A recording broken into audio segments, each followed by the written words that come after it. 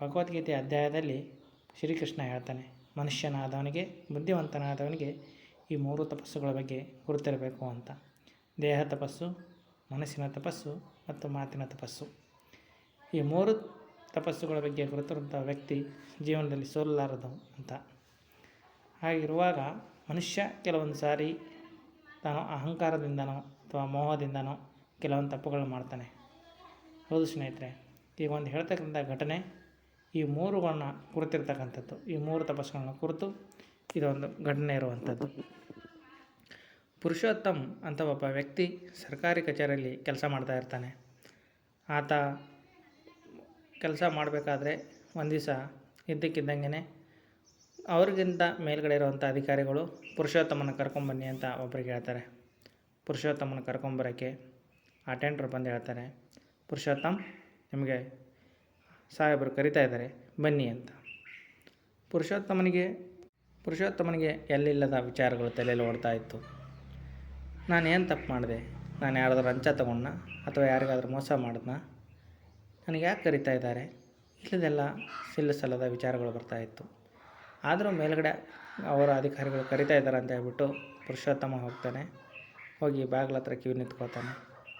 ಆದರೆ ಒಳಗಡೆ ಇರೋ ಆಫೀಸರ್ ನೋಡ್ತಾನೆ, ಅತಿ ಯೌವನದ ಯುವಕ, 29ರಿಂದ 35 ವರ್ಷಗಳಿರುವಂಥ ಆಫೀಸರ್. ಇಷ್ಟು ಸಣ್ಣ ವಯಸ್ಸಿನಲ್ಲಿ ದೊಡ್ಡ ಸಾಧನೆ ಹೇಗೆ ಸಾಧ್ಯ ಅಂತ ಹೇಳ್ಬಿಟ್ಟು ಪುರುಷೋತ್ತಮ ವಿಚಾರ ಮಾಡಿಕೊಂಡು ಅವರನ್ನೇ ನೋಡ್ತಾ ಇರ್ತಾನೆ. ನೋಡ್ತಾ ಇರಬೇಕಾದ್ರೆ ಒಳಗಡೆಯಿಂದ ಆಫೀಸರ್ಗಳನ್ನು ನೋಡ್ತಾರೆ, ಬನ್ನಿ ಅಂತ ಹೇಳ್ಬಿಟ್ಟು ಕರೀತಾರೆ. ಆಮೇಲೆ ಒಳಗಡೆ ಬಂದಂಥ ಪುರುಷೋತ್ತಮ್ ಆ ಸಾಹೇಬರ ಎದುರುಗಡೆ 2 ಕುರ್ಚಿಗಳಿರುತ್ತೆ. ಆ ಕುರ್ಚಿಗಳು ನೋಡ್ತಾ ಕೂತ್ಕೋತಾನೆ ಹೊರತಾಗಿ ಆಫೀಸರ್ ನೋಡೋದೇ ಇಲ್ಲ. ಆಫೀಸರ್ ಕೂಡ ಇವ್ರನ್ನ ನೋಡೋದು ಇಲ್ಲ. ಯಾವುದೋ ಪತ್ರಿಕೆ ಓದ್ಕೊಂಡು ಕೂತಿರ್ತಾರೆ.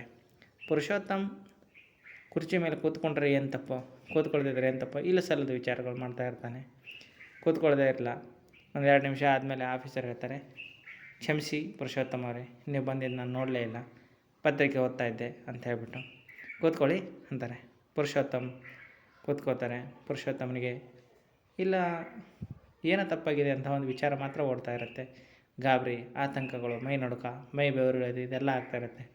ಇದನ್ನೆಲ್ಲ ಗಮನಿಸಿದಂಥ ಆಫೀಸರ್ ಹೇಳ್ತಾರೆ, ಏನೂ ಚಿಂತೆ ಮಾಡಿಬಿಡಿ, ನಾನು ನಿಮ್ಮನ್ನು ಸುಮ್ಮನೆ ಹಾಗೆ ಕರೆದಿದ್ದು, ನಾನು ನಿಮಗೆ ಹೇಳ್ತೀನಿ ಮುಂದೆ ಹೋಗ್ತಾ ಅಂತ ಹೇಳ್ಬಿಟ್ಟು ಮನೆಗೆ ಹೋಗೋಣ ಅಂತ ಹೇಳ್ಬಿಟ್ಟು ಅಂತಾರೆ. ಪುರುಷೋತ್ತಮನಿಗೆ ಇಲ್ಲ ಸಲ್ಲದ ವಿಚಾರ, ಇವ್ರು ಯಾಕೆ ನಾನು ಮನೆ ಕರೀತಾರೆ ಅಂತ. ಆದರೂ ಧೈರ್ಯ ಮಾಡ್ಕೊಂಡು ಸರಿ ಹೋಗೋಣ ಸಾಹೇಬ್ರೆ ಅಂತ ಹೇಳ್ಬಿಟ್ಟು ದೊಡ್ಡ ಅಧಿಕಾರಿಗೆ ಇಲ್ಲ ಅಂದರೆ ತಪ್ಪಲ್ವೇ. ಅದಕ್ಕೆ ಪುರುಷೋತ್ತಮ ಹೋಗ್ತಾ ಇರ್ತಾರೆ. ಕಾರಲ್ಲಿ ಹೋಗ್ಬೇಕಾದ್ರೆ ಸಾಹೇಬ್ರು ಅಂತಾರೆ, ಪುರುಷೋತ್ತಮರೇ ನಿಮ್ಗೆ ಎಷ್ಟು ಮಕ್ಕಳು, ಮದುವೆ ಆಗಿದೆಯಾ ಅಂತ. ಪುರುಷೋತ್ತಮ ಅಂತಾರೆ, ಹೌದು ಸರ್ ಆಗಿದೆ, ನನಗೆ 2 ಹೆಣ್ಣು 1 ಗಂಡು 3 ಮಕ್ಕಳಿದ್ದಾರೆ, ಅವರು ಓದ್ತಾ ಇದ್ದಾರೆ ಅಂತ ಹೇಳ್ಬಿಟ್ಟು. ಸರಿ ನಿಮಗೆ ಸರೋಜಾ ಅಂತ ನೆನಪಿದ್ದಾಳ ಅಂತ ಕೇಳ್ತಾರೆ ಆಫೀಸರ್. ಪುರುಷೋತ್ತಮನಿಗೆ ಸರೋಜಾ ಅಂತ ಹೆಸರು ಕೇಳಿದ ತಕ್ಷಣ ತನ್ನ ಕಣ್ಣಲ್ಲಿ ನೀರು ಬಂದುಬಿಡುತ್ತೆ. ಸರೋಜಾ ಏತಕ್ಕೆ ಈಗ ಇವ್ರು ನೆನಪಿಸ್ತಾ ಇದ್ದಾರೆ, ಏನಾಯಿತು ಅಂತ ಹೇಳ್ಬಿಟ್ಟು. ಅದಕ್ಕೆ ಸಾಹೇಬರು ಮತ್ತೆ ಅಂತಾರೆ, ಚಿಂತೆ ಮಾಡಬೇಡಿ, ನಾನು ನಿಮ್ಗೆ ಕೇಳಿದ್ದು ಅಷ್ಟೇ. ಅದಕ್ಕೆ ಪುರುಷೋತ್ತಮ ಹೇಳ್ತಾನೆ, ಗೊತ್ತು ಸರೋಜಾ ಗೊತ್ತು, ನಾನು ಅವಳಿಗೆ ಮೋಸ ಮಾಡಿದ್ದು ಗೊತ್ತು. ನಾನು ಅವಳಿಗೆ ವರದಕ್ಷಿಣೆ ಸಲುವಾಗಿ ಮೋಸ ಮಾಡಿಬಿಟ್ಟು ನಮ್ಮ ಅಪ್ಪ ಹೇಳಿದ ಹುಡುಗಿಯನ್ನು ಮದುವೆ ಆದ. ಅವಳು ಲಕ್ಷ್ಮಿ. ಸರೋಜಾ ಅಷ್ಟು ಗುಣವಂತೆ ಅಲ್ಲ, ಆದರೂ ನಾನು ಲಕ್ಷ್ಮಿನ ಮದುವೆ ಆದೆ, ಸರೋಜನಿಗೆ ಮೋಸ ಮಾಡಿದೆ. ಆದರೆ ಅವಳು ಎಲ್ಲಿಲ್ಲೋ ಒಂದು ಗೊತ್ತಿಲ್ಲ. ಮದುವೆ ಆದಮೇಲೆ ಅವಳ ಬಗ್ಗೆ ಹುಡುಕಾಡೋಕ್ಕೆ, ಮಾಹಿತಿನ ಹುಡುಕೋಕ್ಕೆ ಎಲ್ಲ ಪ್ರಯತ್ನ ಪಟ್ಟೆ, ಆದರೆ ನನಗೆ ಸರೋಜಾ ಬಗ್ಗೆ ಏನೂ ಸಿಗಲೇ ಇಲ್ಲ. ಮದುವೆ ಆದಮೇಲೆ ಅವಳು ಎಲ್ಲ ಹೋಗಿದ್ದಾಳೆ ಅಂತ ಅಷ್ಟೇ ಗೊತ್ತು, ಆದರೆ ಅವಳ ಬಗ್ಗೆ ಬೇರೆ ಯಾವುದು ಮಾಹಿತಿ ಇಲ್ಲ. ಅಷ್ಟೊತ್ತಿಗೆ ಕಾರು ಬಂದು ಒಂದು ಮನೆ ಹತ್ರ ನಿಲ್ಲುತ್ತೆ.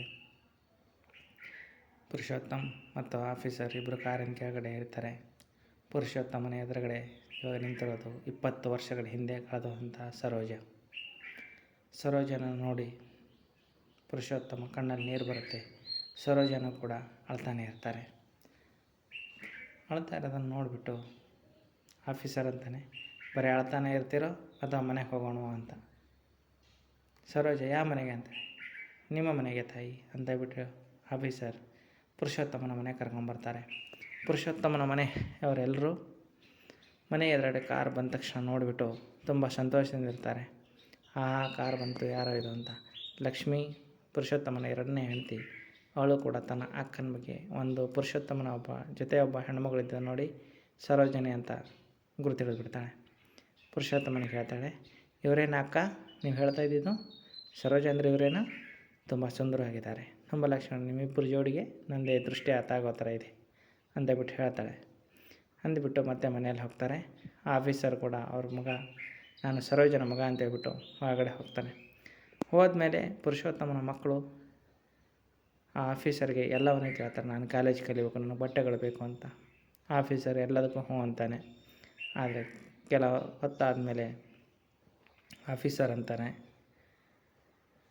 ಪುರುಷೋತ್ತಮ ಅವರೇ, ಇವರು ನನ್ನ ತಾಯಿ ಅಲ್ಲ, ಈ ಸರೋಜ ನನ್ನ ತಾಯಿ ಅಲ್ಲ.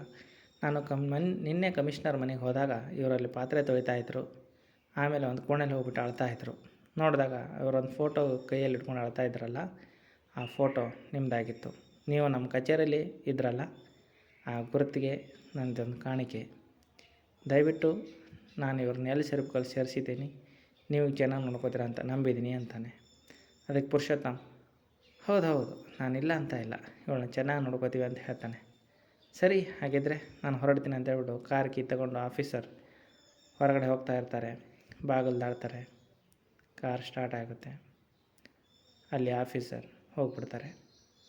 ಇಷ್ಟೋ ತನಕ ಮನೆಯಲ್ಲಿ ಖುಷಿಯಿಂದ ಇದ್ದಂತಹ ಜನ ಎಲ್ಲರೂ ಕೂಡ ಸರೋಜನ ಮೇಲೆ ಮುಗಿಬೀಳ್ತಾರೆ. ಅದರಲ್ಲೂ ಪುರುಷೋತ್ತಮನ ಹೆಂಡತಿ ಅಂತೂ ದರಿದ್ರ ಇಲ್ಲಿಗೂ ಬಂದುಬಿಡ್ತಾ. ಈ ದರಿದ್ರ ಬೇಡ ಅಂತಲೇ ನಮ್ಮಪ್ಪ ನಿಮಗೆ ಕೈ ತುಂಬ ವರದಕ್ಷಿಣೆ ಕೊಟ್ಟಿದ್ದು, ಮನೆ ಸಂಸಾರ ನಡೆಸೋಕ್ಕೆ ಹಣ ಸಾಕಾಗ್ತಾಯಿಲ್ಲ, ಇವಳನ್ನ ಬೇರೆ ಸಾಕಾಗಬೇಕಾ ಅಂತೇಳ್ಬಿಟ್ಟು ಬೈತಾಳೆ. ಪುರುಷೋತ್ತಮನ ಮಕ್ಕಳೆಲ್ಲ ಮುಖ ಸಿಂಡಿಸ್ಕೋತಾರೆ. ಪುರುಷೋತ್ತಮ, ದರಿದ್ರದವಳೆ, ಇಲ್ಲೇ ಇನ್ನೂ ಎಷ್ಟು ದಿವಸ ಇರೋಕ್ಕಂತ ಬಂದೆ, ನನ್ನ ಜೀವನದಲ್ಲಿ ಹಾಳು ಮಾಡೋಕ್ಕಂತೆ ಬಂದೀಯಾ ಅಂತೇಳ್ಬಿಟ್ಟು ಹೊಡೆದು ಕೈ ಎತ್ತಕ್ಕೆ ಹೋಗ್ತಾನೆ. ಅಷ್ಟರಲ್ಲಿ ಬಾಗಿಲಲ್ಲಿ ಏನೋ ಒಂದು ನೆರಳು ಬಿದ್ದಂಗೆ ಆಗುತ್ತೆ. ಹಿಂದೆ ತಿರುಗಿ ನೋಡ್ತಾನೆ, ಆಫೀಸರ್ ಮತ್ತೆ ಬಂದಿದ್ದ. ಪುರುಷೋತ್ತಮನ ಕೈ ಹೇಗೆತ್ತಿದೆಯೋ ಹಾಗೇ ಇದೆ. ಆದರೆ ಆಫೀಸರ್ ಏನೂ ಮಾತಾಡಲಿಲ್ಲ. ಸರೋಜನ ಹತ್ರ ಬರ್ತಾನೆ. ಸರೋಜನಿಗೆ ಹೇಳ್ತಾನೆ, ನೋಡಮ್ಮ, ಇವನೇನೇ ನಿನ್ನ ಪುರುಷೋತ್ತಮ, ದಿನ ಹಗಲು ರಾತ್ರಿ ಇಲ್ಲದೆ ದೀಪ ಹಚ್ತಿದ್ದ, ಆಯುಷ್ಯ ವೃದ್ಧಿ ಕೊಡು ಅಂತ. ಇವನ ಪ್ರೀತಿಗಾಗಿ ನೀನು ಇಷ್ಟು ದಿವಸ ಕಾಯ್ದೀಯ, ಪ್ರೀತಿಯ ಬೆಲೆ ಗೊತ್ತಾ ಇವನಿಗೆ ಅಂತ ಹೇಳ್ಬಿಟ್ಟು ಸರೋಜ ಮಗನ ಅಪ್ಕೊಂಡ್ಬಿಟ್ಟು ಅಳ್ತಾ ಇರ್ತಾಳೆ. ಮಗನ ಮೈ ಮೇಲಿದ್ದಂತಹ ಬಟ್ಟೆ ಕಣ್ಣೀರಿಂದ ಒದ್ದೆ ಆಗಿಬಿಡುತ್ತೆ. ಮಗ ಹೇಳ್ತಾನೆ, ಅಳಬೇಡ ತಾಯಿ, ನನ್ನ ರಟ್ಟೆ ಇರೋವರೆಗೂ ನಾನು ನಿನ್ನ ದುಡಿದು ಸಾಕ್ತೀನಿ. ಇಂಥವನ ಪ್ರೀತಿಗಾಗಿ ನೀನು ಮೋಸ ಹೋದಿಲ್ಲ, ಅದು ನನಗೆ ತುಂಬ ದುಃಖ ತರುತ್ತೆ ಅಂತ ಹೇಳ್ಬಿಟ್ಟು ಸುಮ್ಮನಾಗ್ತಾನೆ. ತಾಯಿ ಹಗಲ ಮೇಲೆ ಕೈ ಹಾಕ್ಕೊಂಡ್ಬಿಟ್ಟು ಹೋಗ್ತಾ ಇರ್ತಾನೆ. ಪುರುಷೋತ್ತಮನಿಗೆ ತಿರುಗಿ ಹೇಳ್ತಾನೆ ಆಫೀಸರ್, ಪುರುಷೋತ್ತಮರೇ, ಇವರು ನನ್ನ ತಾಯಿನೇ. ನನ್ನ ತಾಯಿ ಹೊಟ್ಟೆ ಇದ್ದಾಗಿನಿಂದನೂ ಕೂಡ ನನ್ನ ಜೋಪಾನ ಮಾಡಿದ್ದಾರೆ. ನಾನು ಕಂಬದ ಕೆಳಗಡೆ ಕೂತ್ಕೊಂಡು ಓದಿದ್ದೀನಿ. ನನ್ನ ತಾಯಿ ನಾನೊಬ್ಬ ದೊಡ್ಡ ವಿದ್ಯಾವಂತ ಆಫೀಸರ್ ಆಗಬೇಕನ್ನೋದು ಅವಳ ಗುರಿಯಾಗಿತ್ತು. ಆದರೆ ನೀನು ಅವಳಿಗೆ ಒಳ್ಳೆಯ ಪ್ರಿಯಕರ ಆಗಲಿಲ್ಲ. ಇಂಥವಳು ಪ್ರೀತಿ ಪಡೆಯೋಕ್ಕೂ ಒಂದು ಯೋಗ್ಯತೆ ಇರಬೇಕು. ಸಂಜೆ ಹೊತ್ತು ನಮ್ಮ ಮನೆಯಲ್ಲಿ ನಿಮ್ಮದೊಂದು ಫೋಟೋ ಇದೆ, ನೀವೇ ಬಂದು ತೊಗೊಂಡೋಗಿ, ಇಲ್ಲಾಂದರೆ ಯಾರನ್ನಾದ್ರೂ ಕಳಿಸಿ ಅಂತ ಹೇಳ್ಬಿಟ್ಟು ಹೇಳ್ತಾನೆ. ಅದಕ್ಕೆ ಪುರುಷೋತ್ತಮನ ಮುಖ ನೋಡಿ ಸರೋಜ ಆಫೀಸರ್ ಅಲ್ಲಿಂದ ಹೊರಡ್ತಾರೆ. ನಾವು ಎಷ್ಟೋ ಜನ ನಮ್ಮವ್ರನ್ನೇ ಅಂತ ಪ್ರೀತಿ ಮಾಡ್ತಾ ಇರ್ತೀವಿ.